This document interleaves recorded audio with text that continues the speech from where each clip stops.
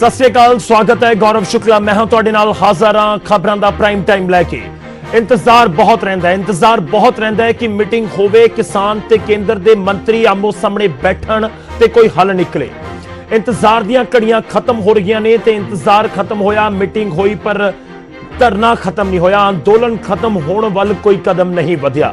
ना सरकार अगे वधी ते ना ही किसानां ने अपना स्टैंड छड्डिया। 8वें दौर की मीटिंग का नतीजा इस समय यहो है कि तकरीबन 2-2.25 घंटे किसान जथेबंदियां ते सरकार बैठियां टेबल के उत्ते। कई बार उठ के दूजे पासे भी मंत्री चले गए पर नतीजा कुछ नहीं निकलिया। नतीजा उत्थे दे उत्थे ही खड़े हैं। जो 8वें दौर की गलबात तो पहला जो सी वही 8वें दौर की गलबात तो बाद है, यानी कि कानून रद्द करने की मंग किसान कर रहे हैं ते कानून रद्द नहीं करांगे ये सरकार कह रही है। इस विचाले एक होर नवी तारीख दे दी गई है, 15 तारीख। जी हां, लोहड़ी मनाई जाएगी इस बार किसान जथेबंदियां दे वल्लों बॉर्डरां दे उत्ते ही। पंजाब दे लोग जिहड़े दिल्ली पहुंचे हुए ने, दिल्ली नहीं बल्कि दिल्ली दे बॉर्डरां दे उत्ते बैठे ने, वो लोहड़ी भी उत्थे मनाउणगे।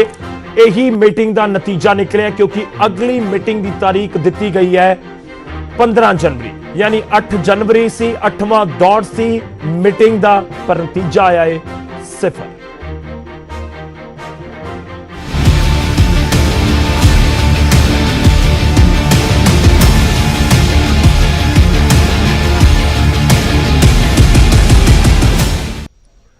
वड्डी खबर के नाल शुरुआत करन जा रहे हैं। सरकार ते किसानां दे विचाले 8वें दौर की मीटिंग खत्म हो चुकी है ते बेसिट्टा भी रही है। सरकार ने 15 जनवरी को एक बार फिर तो अगली मीटिंग की तारीख दे दी है। कानून वापसी तां घर वापसी। हुण किसानां दा नारा यह है, किसान जथेबंदियां की कह रही ने कि जेकर कानून वापसी होएगी तो फिर साडी घर वापसी होएगी, नहीं इसी बॉर्डरां दे उत्ते बैठे हां। सुप्रीम कोर्ट कहेगा तां भी नहीं उठांगे। किसान जथेबंदियां दे वल्लों साफ कर दिता गया है किसानां ने कोई होर बदल नहीं सुलझाया या सुझाया।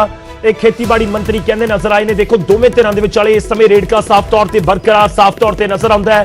8वें दौर की मीटिंग तो बहुत सारिया उम्मीदां सानूं लग रही सी, हर किसी नूं लग रही सी कि शायद कि कोई चमत्कार हो जाए, 8 जनवरी दे विच चमत्कार कोई हो जाए ते इह मीटिंग दे विच कोई हल अजिहा निकले कि कल तो वापसी पंजाब नूं जिहड़े जथेबंदियां ने, किसान आगू ने, साडे बजुर्ग उत्थे बैठे हुए ने, वापस आने शुरू हो जाण। पर जी नहीं, अजिहा फिलहाल कुछ नहीं होएगा। सीधा रुख करदे हां इस समय साडे सहयोगी नपिंदर सिंह बराड़ साडे नाल जुड़ रहे ने। नपिंदर दे नाल कुछ किसान आगू भी ने। नपिंदर, नतीजा 0 है जो असीं लगातार जिक्र कर रहे हैं। ओवर टू यू, की कुछ कह रहे हैं किसान आगू? ਅੱਜ ਦੀ ਮੀਟਿੰਗ ਤੋਂ ਬੜੀਆਂ ਉਮੀਦਾਂ ਸੀ। ਲੱਗਦਾ ਸੀ ਕਿ ਸ਼ਾਇਦ ਅੱਜ ਦੀ ਮੀਟਿੰਗ ਦੇ ਵਿੱਚੋਂ ਕੋਈ ਨਾ ਕੋਈ ਸੁੱਖ ਸੁਨੇਹਾ ਆਵੇ। ਲੰਬੇ ਸਮੇਂ ਤੋਂ ਸੰਘਰਸ਼ ਜਿਹੜਾ 1.25 ਮਹੀਨਾ ਪਾਰ ਕਰ ਚੁੱਕਿਆ। ਪੌਦੀਆਂ ਰਾਤਾਂ ਮੀਂਹ ਪੈ ਰਿਹਾ, ਧੁੰਦਾਂ ਪੈ ਰਹੀਆਂ ਨੇ, ਠੰਡ ਪੈ ਰਹੀ ਹੈ, ਪਰ ਕਿਸਾਨ ਆਗੂ ਲਗਾਤਾਰ ਡਟੇ ਹੋਏ ਨੇ। ਕੱਲ ਇੱਕ ਵੱਡਾ ट्रैक्टर मार्च कराया गया और मन्निया जा रहा है कि केंद्र सरकार से बड़ा प्रभाव पाया जाएगा और शायद अज की मीटिंग के इसका प्रभाव देखने को मिले। पर दूजे पासे अज की मीटिंग के जिस तरह हालात रहे वो होर भी अजिहा कह सकते हैं कि जीरो वाले पासे नूं इस गलबात नूं लै गए। बलबीर सिंह राजेवाल साडे नाल ने, बेहद सीनियर किसान आगू ने और लगातार पैरवाई कर रहे हैं, किसानों के वकील कह सकते हैं। राजेवाल साहब, जिस तरह का कुछ अज मीटिंग के होया, इस दी उम्मीद सी? हाँ, उम्मीद सी। भाजपा वाले तो यही उम्मीद सी। सानू पहले ही पता सी भी इन्ना छेती मंगा मनण वाले नहीं, अज होर तरीक देणगे वो दे दी। पर जदों राजवाल साहब अंदर गए, तुसी साडे दर्शकों के लिए ये जानकारी जाननी चाहांगे। जदों तुसी मीटिंग के अंदर गए, पहला तो मीटिंग थोड़ी जी लेट स्टार्ट हुई, जदों स्टार्ट हुई तो गलबात अगे तुरी किवें? देखो, उन्होंने अपना पक्ष रखिया। उसके बाद जदों उन्होंने कहा सी अकाउंट इन्हां जिहड़े कानून ने ये रिपील नहीं करांगे ते असीं इहदा विरोध कीता सी कि फिर सानूं इस तरह मीटिंगां विच खराब क्यों करदे हो बुला के, ते जे तुसीं रिपील नहीं करने तो एजीटेशन फेस करो। ते बड़ा साफ असीं कह दित्ता भी जदों तक ये रिपील नहीं हुंदे किसान इत्थों उठ के वापस नहीं जाणगे।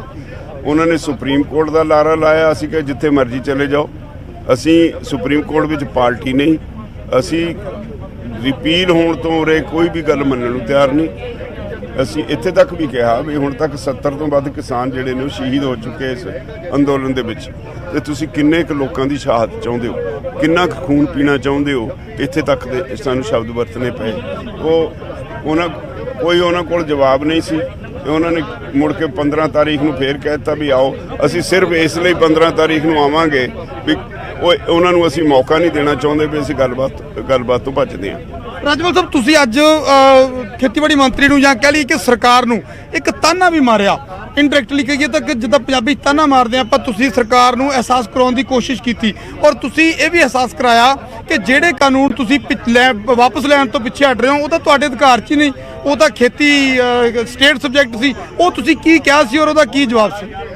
ਮੈਂ ਉਹਨਾਂ ਨੂੰ ਬੜਾ ਸਪਸ਼ਟ ਕਿਹਾ, ਹਰ ਵਾਰੀ ਇਹ ਗੱਲ ਹੁੰਦੀ ਹੈ ਭਈ ਤੁਸੀਂ ਕਾਨੂੰਨ ਬਣਾਉਣ ਵੇਲੇ ਜਲਦਬਾਜ਼ੀ ਕੀਤੀ ਹੈ ਔਰ ਸੰਵਿਧਾਨਕ ਦੀ ਉਲੰਘਣਾ ਕੀਤੀ ਹੈ।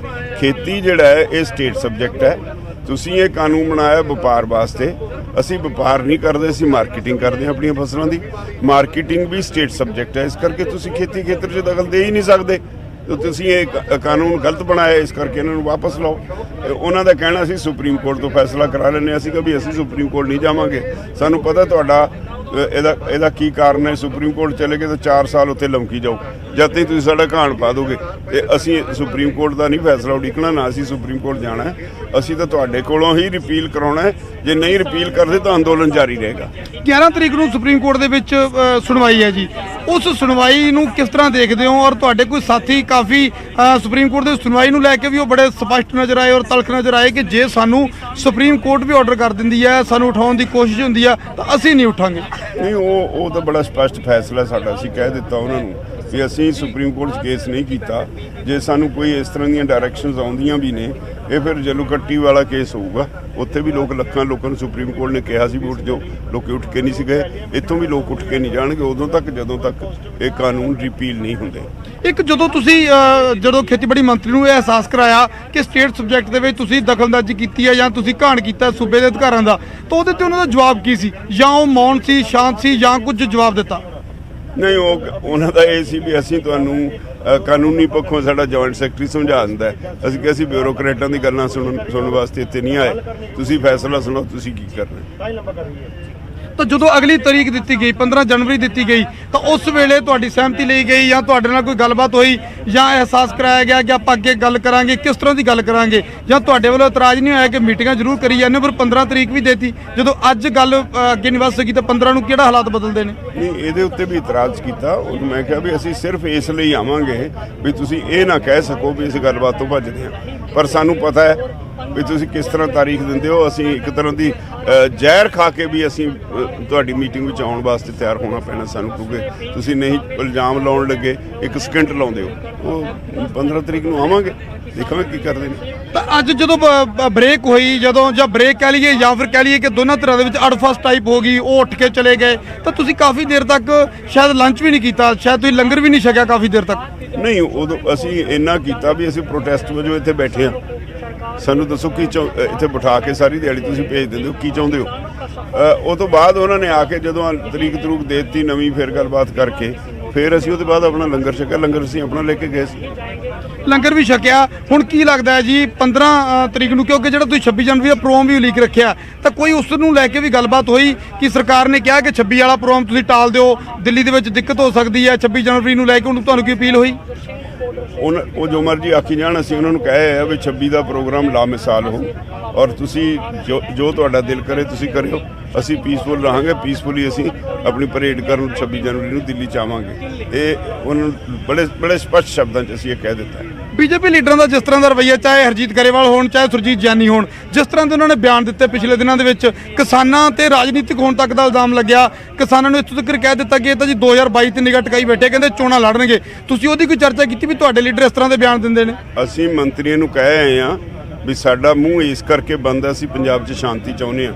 ਤੁਹਾਡੇ ਲੀਡਰਾਂ ਦੀ ਜ਼ੁਬਾਨ ਨਹੀਂ ਹੁੰਦੀ ਬੰਦ, ਇਹਨਾਂ ਨੂੰ ਸੰਭਾਲ ਲਓ, ਪੰਜਾਬ ਦਾ ਮਾਹੌਲ ਖਰਾਬ ਹੋ ਜੂ। ਜੇ ਅਸੀਂ ਆਪਣਾ ਮੂੰਹ ਖੋਲ੍ਹ ਦਿੱਤਾ ਤਾਂ ਇਹਨਾਂ ਨੂੰ ਮੁਸ਼ਕਲਾਂ ਖੜੀਆਂ ਹੋ ਜਾਣਗੀਆਂ। ਇਸ ਕਰਕੇ ਜੇ ਐਡੀਆਂ ਬਚਗਾਨਾ ਗੱਲਾਂ ਇਹਨਾਂ ਦੇ ਲੀਡਰਾਂ ਨੇ ਕਰੀ ਜਾਣੀ ਹੈ, ਸਾਨੂੰ ਮਜਬੂਰ ਨਾ ਕਰੋ ਵੀ ਅਸੀਂ ਇਹਨਾਂ ਬਾਰੇ ਕੁਝ ਕਹੀਏ। ਤਾਂ ਐਜੀਟੇਸ਼ਨ ਨੂੰ ਲੈ ਕੇ ਅਕਾਲੀ ਦਲ ਦਾ ਵੀ ਇੱਕ ਬਿਆਨ ਆਇਆ, ਸੁਖਬੀਰ ਸਿੰਘ ਬਾਦਲ ਇਸ ਨੂੰ ਲੈ ਕੇ ਬਿਆਨ ਦਿੰਦੇ ਨੇ ਕਿ ਅਸੀਂ ਲਗਾਤਾਰ ਜਿਹੜਾ ਹੈਗਾ ਕਿਸਾਨਾਂ ਨਾਲ ਡਟੇ ਹੋਏ ਹਾਂ। ਕਿਸ ਤਰ੍ਹਾਂ ਦੇਖਦੇ ਹੋ? ਮੈਨੂੰ ਲੱਗਦਾ ਵੀ ਸ਼੍ਰੋਮਣੀ ਅਕਾਲੀ ਦਲ ਦੇ ਪ੍ਰਧਾਨ ਉਖੜ ਗਏ ਨੇ, ਲੀਹ ਤੋਂ ਲੈ ਗਏ ਨੇ। ਦਿਮਾਗ ਦਾ ਦਿਵਾਲੀਆਪਣ ਹੈ ਉਹਨਾਂ ਦਾ, ਜਿਹੜਾ ਇਸ ਤਰ੍ਹਾਂ ਦੇ ਬਿਆਨ ਦਿੰਦੇ ਨੇ। ਉਹ ਤਾਂ ਅੱਜ ਉਹਨਾਂ ਨੇ ਇੱਥੇ ਦੀ ਕਹਿ ਦਿੱਤਾ ਵੀ ਜੀ ਕੋਈ ਪੁਲਿਸ ਅਫਸਰ ਨੇ ਜਿਹੜੇ ਸਾਡੇ ਤੇ ਦਬਾਅ ਪਾਉਂਦੇ ਨੇ। ਕੋਈ ਉਹਨਾਂ ਵਰਗਾ ਹੈ ਕੋਈ ਏਡਾ ਕੱਚਾ ਲੀਡਰ ਇੱਥੇ ਯੂਨੀਅਨ ਦਾ ਜਿਹੜਾ ਇੰਨਾ ਛੇਤੀ ਕਿਸੇ ਦੇ ਦਬਾਅ ਹੇਠ ਆ ਜੂ?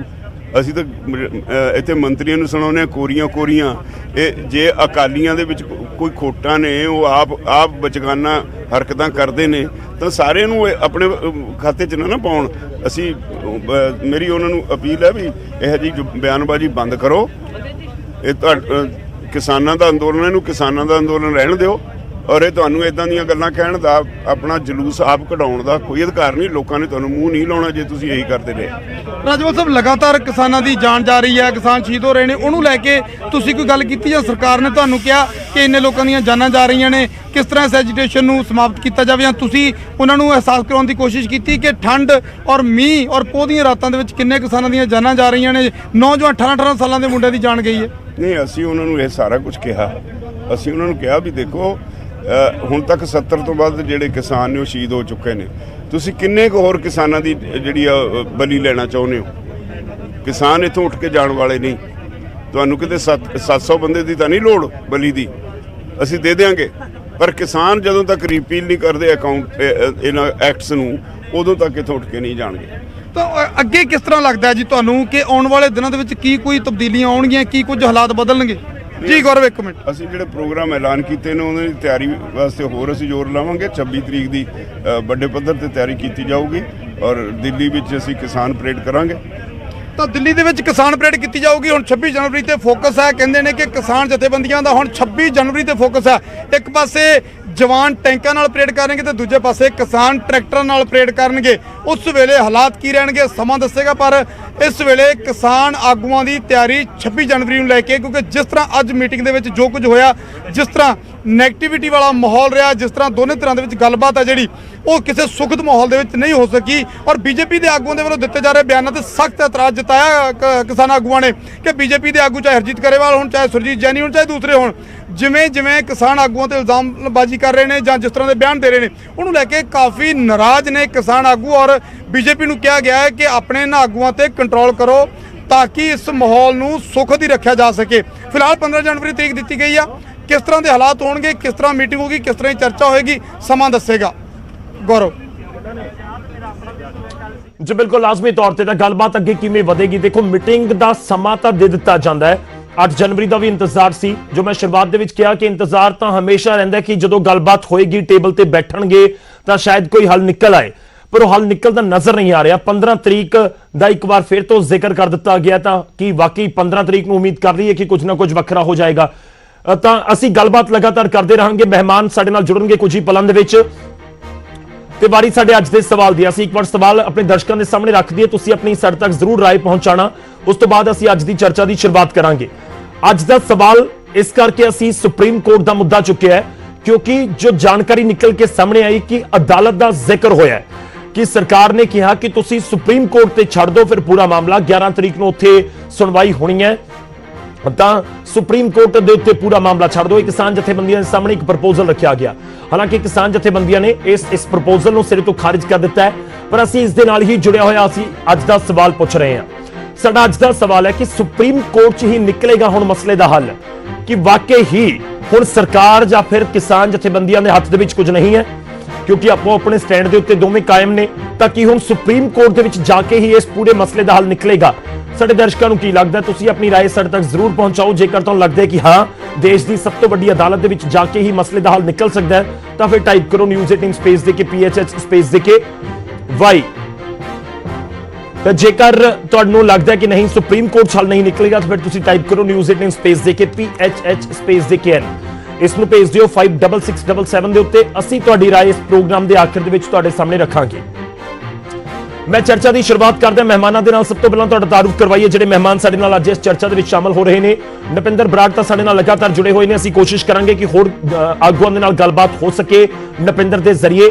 ਸਾਡੇ ਨਾਲ ਇਸ ਸਮੇਂ ਰਜਿੰਦਰ ਭੰਡਾਰੀ ਜੀ ਜੁੜ ਰਹੇ ਨੇ, ਬੀਜੇਪੀ ਨੂੰ ਰਿਪਰੈਜ਼ੈਂਟ ਕਰਨਗੇ, ਤੇ ਸਾਡੇ ਨਾਲ ਡਾਕਟਰ ਕੇਸਰ ਸਿੰਘ ਪੰਗੂ ਜੀ ਜੁੜ ਰਹੇ ਨੇ, ਖੇਤੀਬਾੜੀ ਮਾਹਰ ਨੇ, ਬਾਖੂਬੀ ਸਮਝਦੇ ਨੇ ਕਿ ਇਸ ਸਮੇਂ ਮਾਹੌਲ ਕੀ ਹੈ ਤੇ ਕਿਸ ਤਰੀਕੇ ਨਾਲ ਜਿਹੜੀ ਮੰਗ ਕਿਸਾਨਾਂ ਦੇ ਵੱਲੋਂ ਰੱਖੀ ਜਾ ਰਹੀ ਹੈ। ਸਰ ਤੁਹਾਡਾ ਵੀ ਬਹੁਤ-ਬਹੁਤ ਸਵਾਗਤ ਹੈ।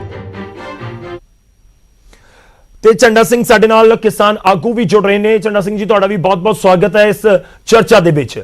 ਮੈਂ ਸ਼ੁਰੂਆਤ ਕਰਾਂਗਾ ਬੀਜੇਪੀ ਤੋਂ। ਭੰਡਾਰੀ ਸਾਹਿਬ, ਮੇਰੀ ਆਵਾਜ਼ ਤੁਹਾਡੇ ਤੱਕ ਪਹੁੰਚ ਰਹੀ ਹੋਵੇਗੀ। ਪਹਿਲਾ ਸਵਾਲ ਮੇਰਾ ਹੀ ਹੈ ਸਰ, ਕੋਈ ਪ੍ਰਪੋਜ਼ਲ ਨਹੀਂ ਹੁੰਦਾ ਸਰਕਾਰ ਕੋਲ, ਕਿਸਾਨ ਜਥੇਬੰਦੀਆਂ ਕਹਿ ਰਹੀਆਂ ਨੇ ਸਾਨੂੰ ਬੁਲਾ ਲਿਆ ਜਾਂਦਾ। ਦੇਖੋ ਲੋਕਾਂ ਨੂੰ ਬਹੁਤ ਉਮੀਦ ਹੁੰਦੀ ਹੈ, मैं सवेर तो बैठा होया गलबात लगातार असीं कर रहे हैं, जथेबंदियां दे आगुआं नाल भी गलबात कीती ते उस तो बाद जिहड़े बीजेपी दे लीडर ने उन्हां नाल भी गलबात कीती। बड़ियां उम्मीदां सब सारियां नूं हुंदियां ने, पर जदों मीटिंग दा नतीजा आंदा है ना तो उस समय बड़ा औखा जिहा फील हुंदा सब नूं कि अज फिर नहीं कोई हल होया, अज फिर उही गल है कि रात खुले असमान हेठां ही कट्टनी पएगी, ट्रालियां च ही कट्टनी पएगी ते एक नवीं तारीख दे दित्ती गई 15 तारीख। भंडारी साहब समझाओ इस समय की बीजेपी सोच रही है, कि सिचुएशन है कि वाकई सरकार नहीं सोच रही इस एंगल तो कि जल्द सब कुछ खत्म करवाया जाए। अंदोलन बहुत लंबा हो गया सर, 2-2.5 महीने तो उत्थे ही हो चले हुण दिल्ली वाले बॉर्डर ते।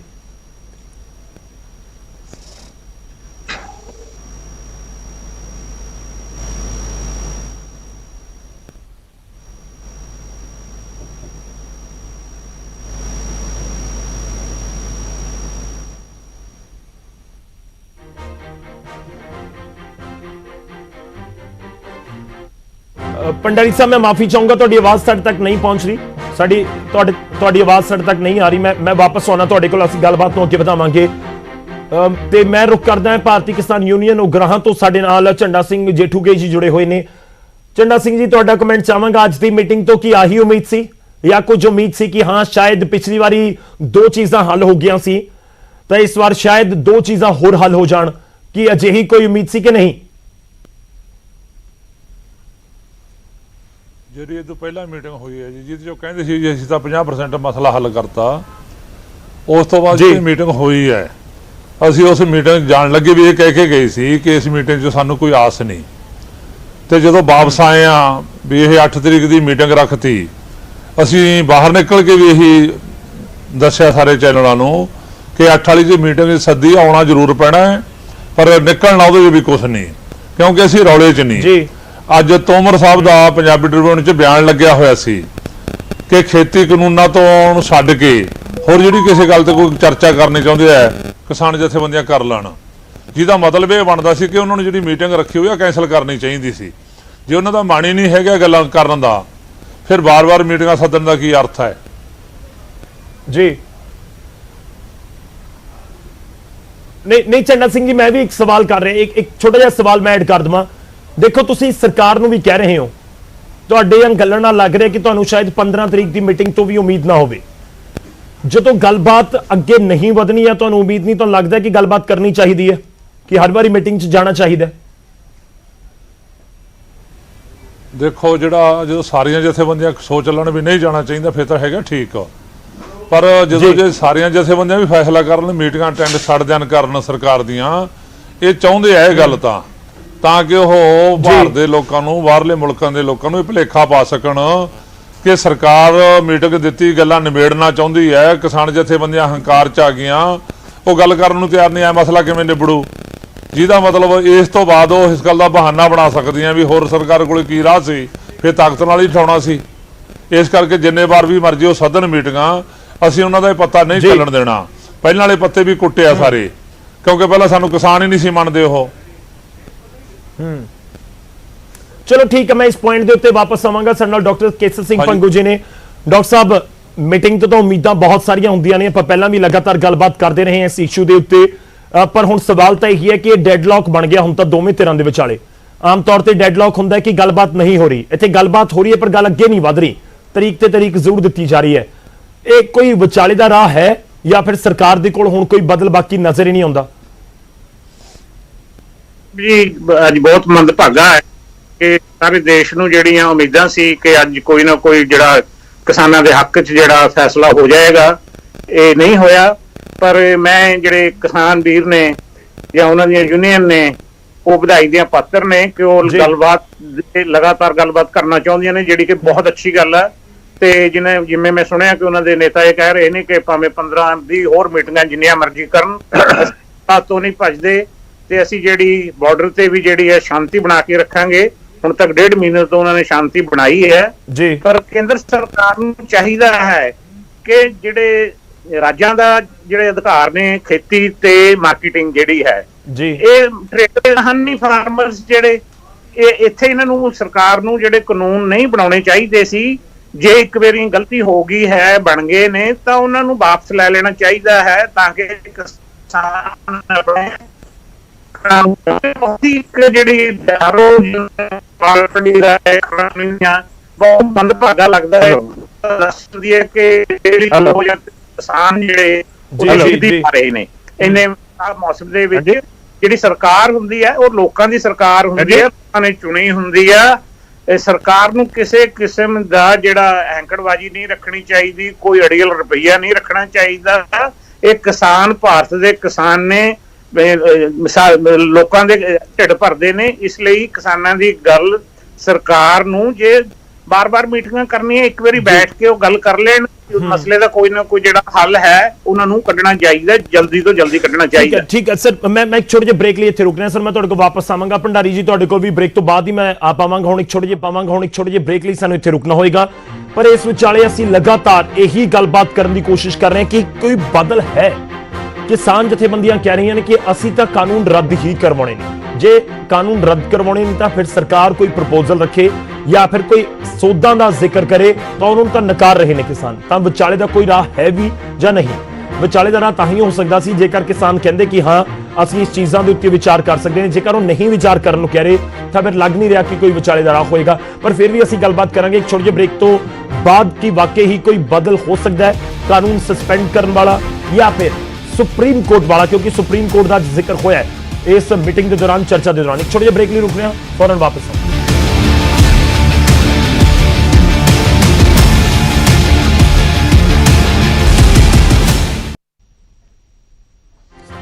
ਵਾਰੀਏ ਸਾਡੇ ਅੱਜ ਦੇ ਸਵਾਲ ਦੀ ਜੋ ਅਸੀਂ ਆਪਣੇ ਦਰਸ਼ਕਾਂ ਨੂੰ ਪੁੱਛ ਰਹੇ ਹਾਂ, ਹਰ ਰੋਜ਼ ਦੀ ਤਰ੍ਹਾਂ ਅੱਜ ਦਾ ਸਵਾਲ ਸੁਪਰੀਮ ਕੋਰਟ ਦੇ ਨਾਲ ਜੁੜਿਆ ਹੋਇਆ ਹੈ, ਕਿਉਂਕਿ ਜਿਹੜੀ 8ਵੇਂ ਦੌਰ ਦੀ ਮੁਲਾਕਾਤ ਹੋਈ ਹੈ ਉਸ ਦੇ ਵਿੱਚ ਸੁਪਰੀਮ ਕੋਰਟ ਦਾ ਮੁੱਦਾ ਵੀ ਗੁੰਜਿਆ, ਤੇ ਇਸ ਦੇ ਨਾਲ ਹੀ ਜੁੜਿਆ ਹੋਇਆ ਸਵਾਲ ਕਿ ਮਾਮਲਾ ਹੁਣ ਸੁਪਰੀਮ ਕੋਰਟ ਦੇ ਵਿੱਚ ਹੀ ਸੁਲਝੇਗਾ, ਕਿ ਸੁਪਰੀਮ ਕੋਰਟ ਦੇ ਵਿੱਚ ਨਿਕਲੇਗਾ ਹੱਲ। ਜੇਕਰ ਸਾਡੇ ਦਰਸ਼ਕਾਂ ਨੂੰ ਲੱਗਦਾ ਹੈ ਕਿ ਹਾਂ ਸੁਪਰੀਮ ਕੋਰਟ ਦੇ ਵਿੱਚ ਜਾ ਕੇ ਦੇਸ਼ ਦੀ ਸਭ ਤੋਂ ਵੱਡੀ ਅਦਾਲਤ 'ਚ ਹੀ ਹੱਲ ਨਿਕਲੇਗਾ, ਤਾਂ ਟਾਈਪ ਕਰੋ News18 ਸਪੇਸ ਦੇ ਕੇ PHH ਸਪੇਸ ਦੇ ਕੇ Y। ਜੇਕਰ ਤੁਹਾਨੂੰ ਲੱਗਦਾ ਕਿ ਨਹੀਂ ਸੁਪਰੀਮ ਕੋਰਟ 'ਚ ਹੱਲ ਨਹੀਂ ਨਿਕਲੇਗਾ, ਤਾਂ ਟਾਈਪ ਕਰੋ News18 ਸਪੇਸ ਦੇ ਕੇ PHH ਸਪੇਸ ਦੇ ਕੇ N। ਭੇਜ ਦਿਓ ਇਸ ਨੂੰ 5667 ਦੇ ਉੱਤੇ।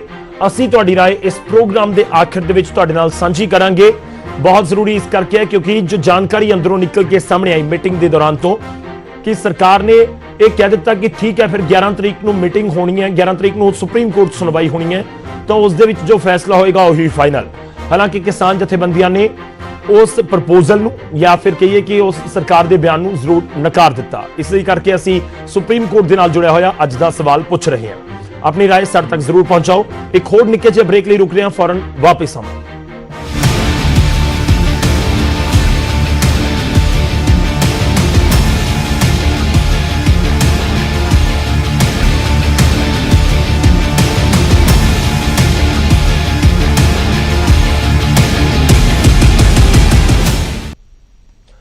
ब्रेक तो बाद एक बार फिर तो ਤੁਹਾਡਾ ਸਵਾਗਤ ਹੈ। ਅਸੀਂ ਉਸ ਮੀਟਿੰਗ ਦਾ ਜ਼ਿਕਰ ਕਰ ਰਹੇ ਹਾਂ ਜਿਸ ਮੀਟਿੰਗ ਤੋਂ ਬਹੁਤ ਉਮੀਦਾਂ ਸੀ ਪਰ ਨਿਕਲਿਆ ਕੁਝ ਵੀ ਨਹੀਂ।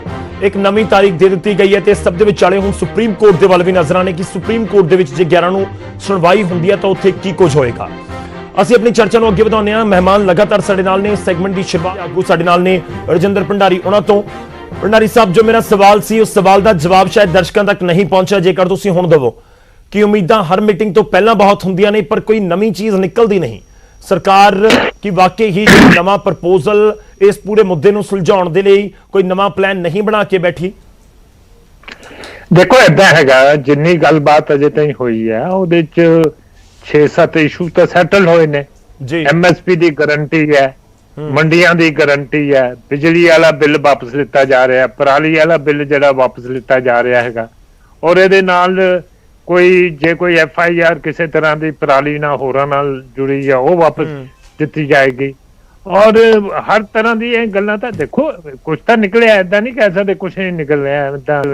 ਔਰ ਇਹ ਅੱਛੀ ਗੱਲ ਨਹੀਂ ਹੈ ਏਦਾਂ ਕਹਿਣਾ। ਇਹ ਮੈਂ ਸਮਝਦਾ ਕਿ ਫਿਰ ਤਾਂ ਗੱਲਬਾਤ ਦਾ ਮਤਲਬ ਹੀ ਨਹੀਂ, ਕੁਝ ਤਾਂ ਨਿਕਲ ਹੀ ਰਿਹਾ। ਦੂਸਰੀ ਗੱਲ ਮੈਂ ਕਹਿਣਾ, ਸਮਝਾਓ ਨਾ ਤੁਸੀਂ ਸਮਝਾਓ ਕੀ ਨਿਕਲਿਆ। ਦਰਅਸਲ ਤੁਸੀਂ ਜਿਹੜੀਆਂ ਗੱਲਾਂ ਕਹਿ ਰਹੇ ਹੋ, ਤੁਸੀਂ ਅਮੈਂਡਮੈਂਟਸ ਦਾ ਜ਼ਿਕਰ ਕਰ ਰਹੇ ਹੋ, ਚਾਹੇ ਉਹ MSP ਵਾਲਾ ਮੁੱਦਾ ਹੋਵੇ ਜਾਂ ਫਿਰ ਕੋਰਟ ਜਾਣ ਵਾਲਾ ਮੁੱਦਾ ਹੋਵੇ ਜਾਂ ਮੰਡੀਆਂ ਦਾ ਜ਼ਿਕਰ ਹੋਵੇ ਕਿ ਮੰਡੀਆਂ ਖਤਮ ਨਹੀਂ ਹੋਣਗੀਆਂ, ਇਹ ਸਾਰੀਆਂ ਕਾਨੂੰਨਾਂ ਦੇ ਅੰਦਰ ਨੇ।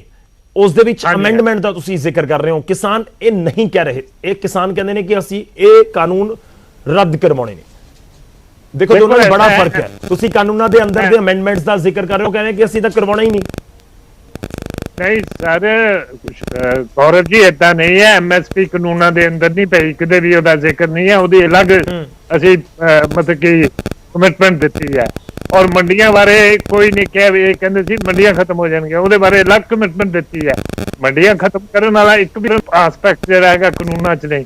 ਬਾਕੀ ਜਿਹੜੇ ਹੈ ਪਰਾਲੀ ਵਾਲਾ ਕਾਨੂੰਨ ਅਲੱਗ ਹੈ, ਔਰ ਈਵਨ ਬਿਜਲੀ ਵਾਲਾ ਕਾਨੂੰਨ ਜਿਹੜਾ ਅਲੱਗ ਹੈ, ਉਹ ਤਿੰਨ ਕਾਨੂੰਨਾਂ ਨਾਲ ਨਹੀਂ ਜੁੜਿਆ।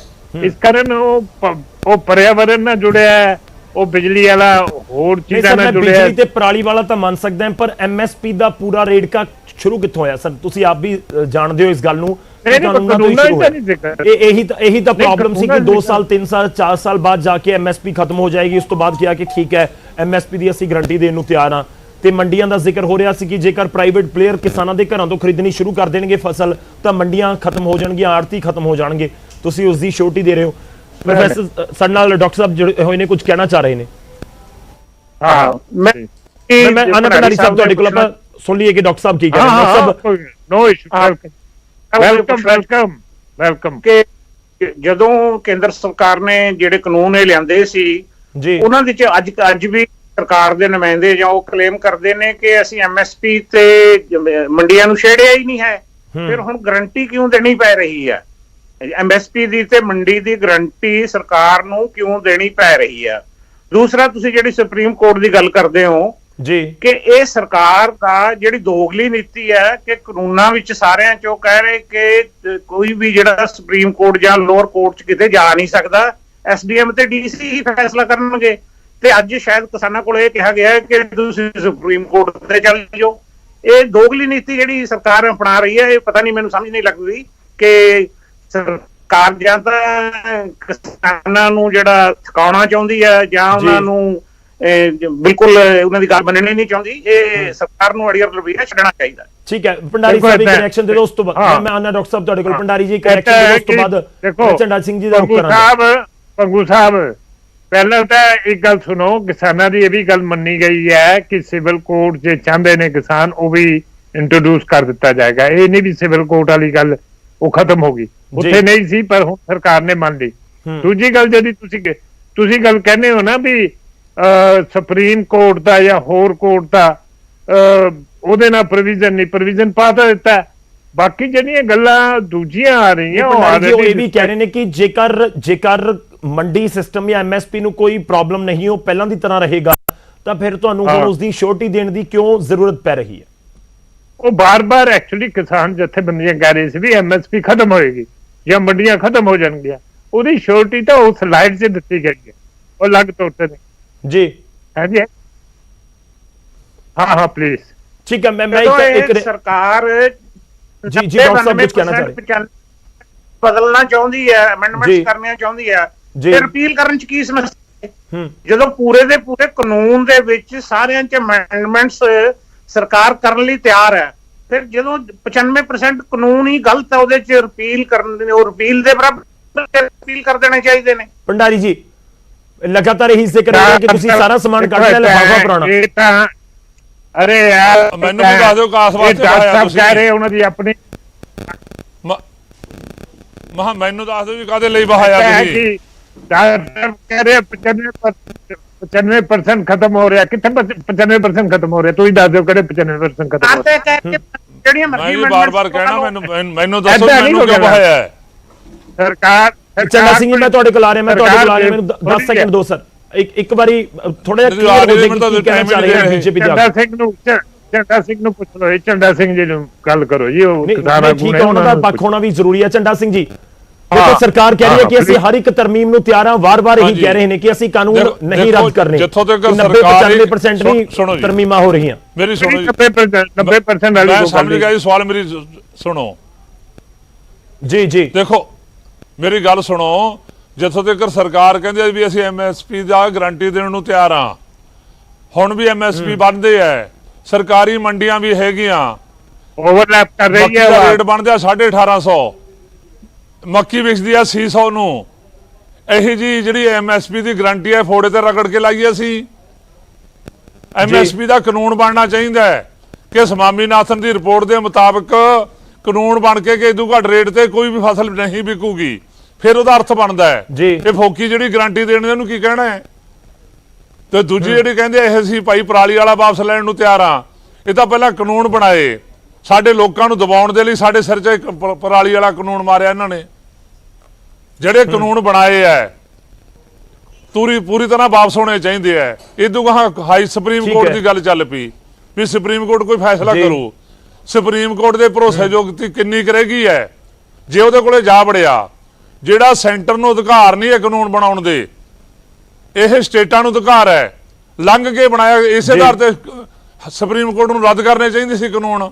ਜੇ ਸੁਪਰੀਮ ਕੋਰਟ ਰੱਦ ਨਹੀਂ ਕਰ ਰਹੀ ਕਾਨੂੰਨ, ਇਹਦਾ ਮਤਲਬ ਲੋਕਾਂ ਨੂੰ ਉਲਝਾ ਰਹੀ ਹੈ ਤੇ ਜਿਹੜਾ ਜਿਹਾ ਮਰਜ਼ੀ ਕੋਈ ਫੈਸਲਾ ਲਿਆ ਵੇ ਸਰ ਕੋਰਟ ਨਹੀਂ ਮੰਨਣਗੇ ਲੋਕ ਉਹਨਾਂ ਦੇ ਫੈਸਲੇ ਨੂੰ। ਸਵਾਲ ਹੈ ਜੀ ਚੰਡਾ ਸਿੰਘ ਜੀ, ਇੱਕ ਸਵਾਲ ਹੈ ਕਿ ਜੇ ਸੁਪਰੀਮ ਕੋਰਟ ਨੇ ਸਸਪੈਂਡ ਕਰਤੇ 6 ਮਹੀਨੇ ਦੇ ਲਈ ਕਾਨੂੰਨ, ਫਰਜ਼ ਕਰ ਲਓ, ਮੈਂ ਕੋਈ ਸਪੈਕੂਲੇਸ਼ਨ ਨਹੀਂ ਲਗਾ ਰਿਹਾ, ਮੈਂ ਕਹਿ ਰਿਹਾ ਕਿ ਜੇ ਸੁਪਰੀਮ ਕੋਰਟ ਕੋਈ ਅਜਿਹਾ ਆਦੇਸ਼ ਦੇ ਦੇਵੇ ਤਾਂ ਕੀ ਜਥੇਬੰਦੀਆਂ ਤਿਆਰ ਹੋ ਜਾਣਗੀਆਂ ਕਿ ਠੀਕ ਹੈ ਸੁਪਰੀਮ ਕੋਰਟ ਨੇ ਆਰਡਰ ਕਰਤੇ, ਸਾਡਾ ਤਾਂ ਪੱਖ ਹੋ ਹੀ ਗਿਆ?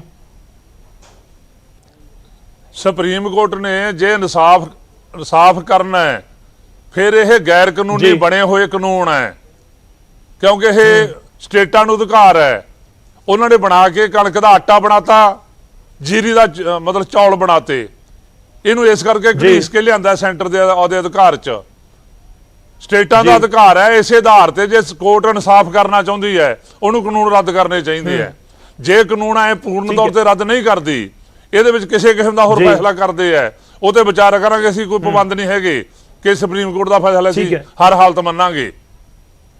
ਜੀ ਮੈਂ ਤੁਹਾਡੇ ਕੋਲ ਵਾਪਸ ਆਉਣਾ ਡਾਕਟਰ ਸਾਹਿਬ, ਇੱਕ ਤੁਹਾਡਾ ਫਾਈਨਲ ਕਮੈਂਟ ਚਾਹੂੰਗਾ। ਦੇਖੋ ਸੁਪਰੀਮ ਕੋਰਟ 'ਚ ਜੇ ਮਾਮਲਾ ਜਾਂਦਾ ਉੱਥੋਂ ਹੱਲ ਹੋਣ ਦੀ ਉਮੀਦ ਹੈ, ਕਿਉਂਕਿ ਬਹੁਤ ਸਾਰੇ ਵਕੀਲਾਂ ਦੇ ਨਾਲ, ਸੀਨੀਅਰ ਵਕੀਲ ਦੇ ਨਾਲ ਵੀ ਅਸੀਂ ਗੱਲਬਾਤ ਕਰਨ ਦੀ ਕੋਸ਼ਿਸ਼ ਕੀਤੀ ਹੈ। ਉਹ ਕਹਿ ਰਹੇ ਹਨ ਕਿ ਇਹ ਗੈਰ ਕਾਨੂੰਨੀ ਅਸੰਵਿਧਾਨਿਕ ਤਾਂ ਨਹੀਂ ਨਜ਼ਰ ਆਉਂਦਾ। ਅਲੱਗ-ਅਲੱਗ ਇਸ਼ੂ, ਹਰ ਇੱਕ ਦੀ ਆਪਣੀ ਰਾਏ ਹੈ। ਉਹ ਕਹਿ ਰਹੇ ਹਨ ਕਿ ਕੇਂਦਰ ਦੀ ਸਰਕਾਰ ਨੇ ਬਹੁਤ ਆਪਣੇ ਲੀਗਲ ਟੀਮ ਦੇ ਨਾਲ ਗੱਲਬਾਤ ਤੋਂ ਬਾਅਦ ਹੀ ਬਣਾਇਆ ਹੋਏਗਾ, ਤਾਂ ਇਸ ਨੂੰ ਚੈਲੰਜ ਕੀਤਾ ਜਾਵੇ, ਰੱਦ ਕਰਵਾ ਦਿੱਤਾ ਜਾਵੇ ਤਾਂ ਬਹੁਤ ਮੁਸ਼ਕਿਲ ਨਜ਼ਰ ਆਉਂਦਾ ਹੈ। ਤੁਹਾਨੂੰ ਲੱਗਦਾ ਹੈ ਕਿ ਇਹ ਸਸਪੈਂਡ ਵਾਲਾ ਹੀ ਇੱਕ ਬਦਲ ਬਚਦਾ ਹੈ? ਸੁਪਰੀਮ ਕੋਰਟ ਚੋਂ ਇਹਦਾ ਕੋਈ ਹੱਲ ਨਹੀਂ ਨਿਕਲੇਗਾ।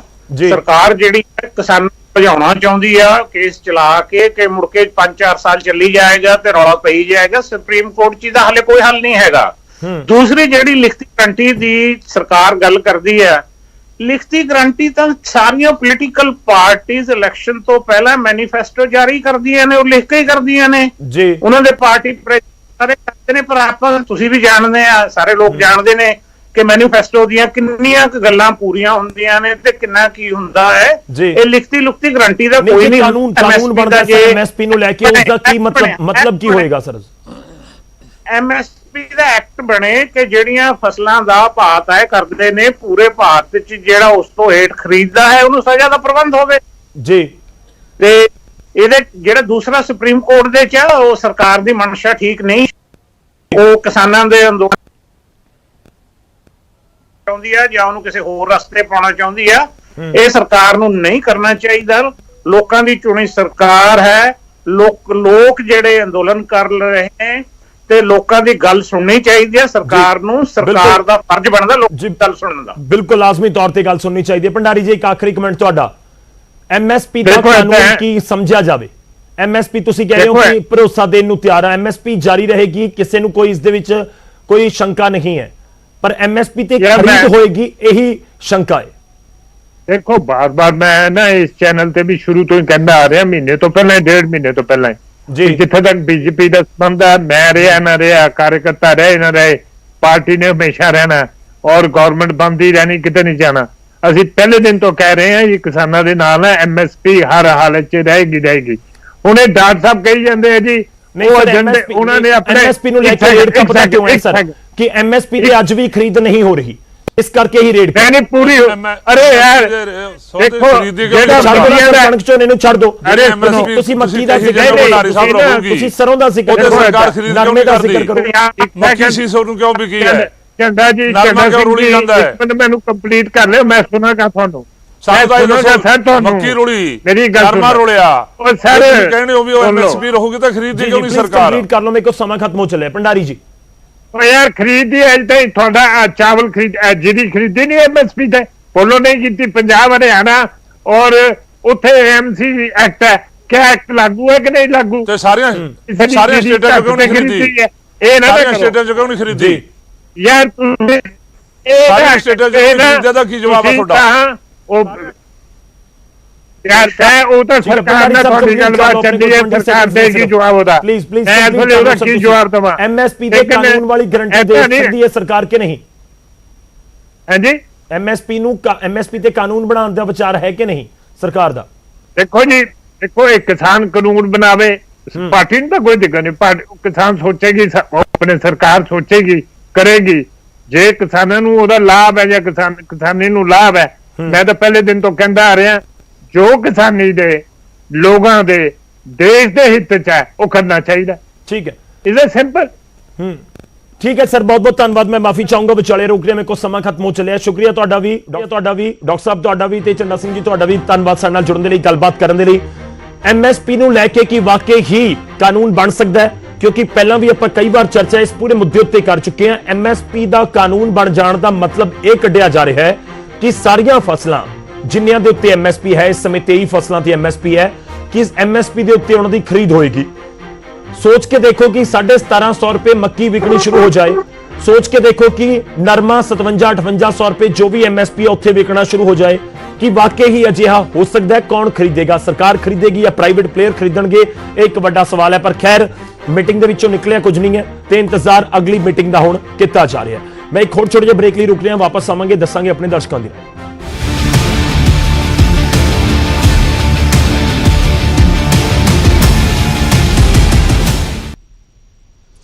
ਤੇ ਹੁਣ ਵਾਰੀ ਹੈ ਸਾਡੇ ਅੱਜ ਦੇ ਸਵਾਲ ਦਾ ਜਵਾਬ ਆਪਣੇ ਦਰਸ਼ਕਾਂ ਦੇ ਨਾਲ ਸਾਂਝਾ ਕਰਨ ਦੀ। ਅਸੀਂ ਸਵਾਲ ਅੱਜ ਪੁੱਛਿਆ ਸੀ ਕਿ ਸੁਪਰੀਮ ਕੋਰਟ ਦੇ ਵਿੱਚ ਕੀ ਹੱਲ ਨਿਕਲੇਗਾ, ਕਿ ਸੁਪਰੀਮ ਕੋਰਟ ਜਾ ਕੇ ਇਸ ਪੂਰੇ ਮਸਲੇ ਦਾ ਹੱਲ ਨਿਕਲ ਸਕਦਾ ਹੈ, ਕਿਉਂਕਿ 11 ਤਰੀਕ ਨੂੰ ਸੁਣਵਾਈ ਹੈ ਤੇ ਇਸ ਪੂਰੇ ਮੁੱਦੇ ਦਾ ਸੁਪਰੀਮ ਕੋਰਟ ਦਾ ਜ਼ਿਕਰ, ਸੁਪਰੀਮ ਕੋਰਟ ਦੀ ਸੁਣਵਾਈ ਦਾ ਜ਼ਿਕਰ ਮੀਟਿੰਗ ਦੇ ਦੌਰਾਨ ਵੀ ਹੁੰਦਾ ਹੋਇਆ ਨਜ਼ਰ ਆਇਆ। ਪਰ ਸਾਡੇ ਦਰਸ਼ਕਾਂ ਦੀ ਜੋ ਰਾਏ ਇਸ ਸਮੇਂ ਸਾਡੇ ਕੋਲ ਪਹੁੰਚੀ ਹੈ, ਹੁਣ ਉਹ ਤੁਹਾਡੀ ਟੀਵੀ ਸਕਰੀਨ ਦੇ ਉੱਤੇ, ਤੇ ਦਰਸ਼ਕਾਂ ਨੂੰ, ਜ਼ਿਆਦਾਤਰ ਦਰਸ਼ਕਾਂ ਨੂੰ ਨਹੀਂ ਲੱਗ ਰਿਹਾ ਕਿ ਸੁਪਰੀਮ ਕੋਰਟ ਦੇ ਵਿੱਚ ਜਾ ਕੇ ਇਸ ਮਸਲੇ ਦਾ ਹੱਲ ਨਿਕਲ ਸਕਦਾ ਹੈ। 8% ਨੂੰ ਲੱਗਦਾ ਹੈ ਕਿ ਹਾਂ ਸੁਪਰੀਮ ਕੋਰਟ 'ਚ ਹੱਲ ਨਿਕਲੇਗਾ, ਜਦਕਿ 92% ਨੂੰ, 92% ਲੋਕਾਂ ਨੂੰ, ਸਾਡੇ ਦਰਸ਼ਕਾਂ ਨੂੰ ਲੱਗਦਾ ਹੈ ਕਿ ਸੁਪਰੀਮ ਕੋਰਟ 'ਚ ਹੱਲ ਨਹੀਂ ਨਿਕਲੇਗਾ। ਤਾਂ ਜਨਤਾ ਦੀ ਇਹ ਜੋ ਰਾਏ ਹੈ ਅਸੀਂ ਤੁਹਾਡੇ ਨਾਲ ਸਾਂਝੀ ਕੀਤੀ ਹੈ। ਫਿਲਹਾਲ ਵੇਲਾ ਹੋ ਚੱਲਿਆ ਤੁਹਾਡੇ ਤੋਂ ਇਜਾਜ਼ਤ ਲੈਣ ਦਾ। ਤੁਸੀਂ ਬਣੇ ਰਹੋ ਨਿਊਜ਼ 18 ਪੰਜਾਬ, ਹਰਿਆਣਾ, ਹਿਮਾਚਲ ਦੇ।